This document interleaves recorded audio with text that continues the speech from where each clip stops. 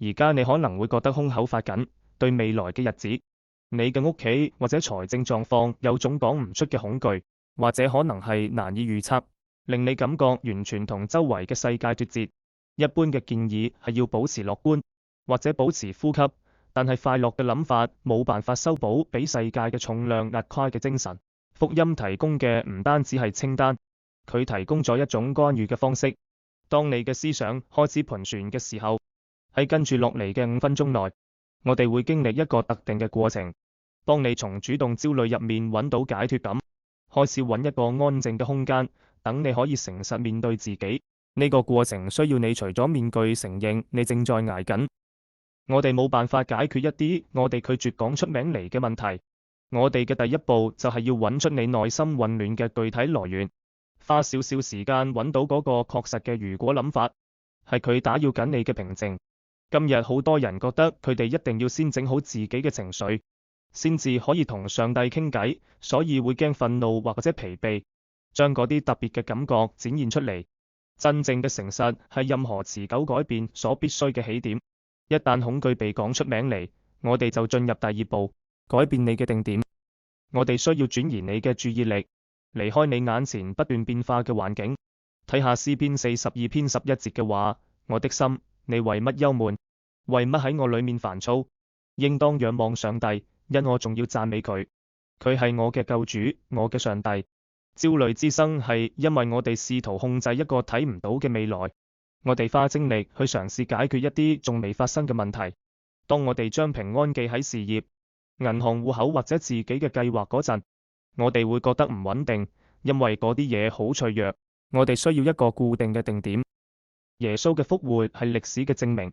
上帝已經處理咗最重要嘅唔確定性——死亡本身。如果墳墓都阻止唔住佢，咁你聽日嘅唔確定性就冇能力摧毀你。你嘅未來掌握喺一位已經戰勝世界嘅上帝手中。而家我哋會練習盼望對齊練習。我哋要用你嘅身體嚟幫手向你嘅大腦發出信號，停止盤旋係安全嘅。將你嘅右手放喺心口，保持左手向上張開。呢個姿勢既承認你內心嘅痛苦，亦表明你接受幫助嘅意願。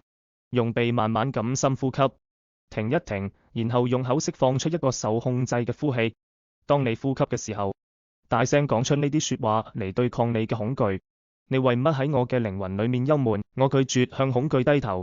我而家將盼望記喺耶穌身上，因為佢係我嘅救主，我嘅上帝。呢種深呼吸加上宣告真理嘅組合，有助於降低你嘅心跳率。佢提供咗一個短暫但必要嘅中斷，去打破陷入焦慮嘅思想循環。最後一步係降服。呢度就係你停止靠自己嘅力量，努力去控制生活重量嘅地方，將佢交俾耶穌。我邀請你同我一齊重複呢啲說話。呢個係一個由靠自己轉向，相信上帝看顧嘅主動選擇。同我一齊祈禱。親愛嘅主耶穌，我今日嚟揾你係因為我嘅靈魂憂悶。我承認我係焦慮同對未來恐懼嘅囚徒。我承認我嘅心自己整唔好，而家我向你打開個心。請帶走我沉重嘅靈魂，用你嘅平安充滿我。我將我嘅生命同未來交俾你阿門。透過祈禱呢啲說話，你正在邀請上帝嘅安慰進入你鬥爭嘅中心。你唔再靠自己嘅力量打呢場仗。你今日邁出咗重要嘅一步，將你嘅思想錨定喺上帝嘅品格上。你可能已經注意到，你胸口嘅壓力開始舒緩，因為你唔再試圖承擔聽日嘅重擔。如果今日晏啲你個腦又試圖盤旋，繼續用呼吸同第三步嘅宣告。呢個係一個你可以成日使用嘅工具。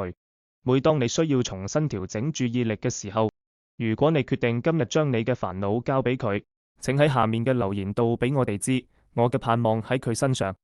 然後同一個需要片刻安寧嘅朋友分享呢個訊息。記住，通往更安靜心靈嘅道路，係由你停止自救嘅嗰一刻開始，並仰望基督。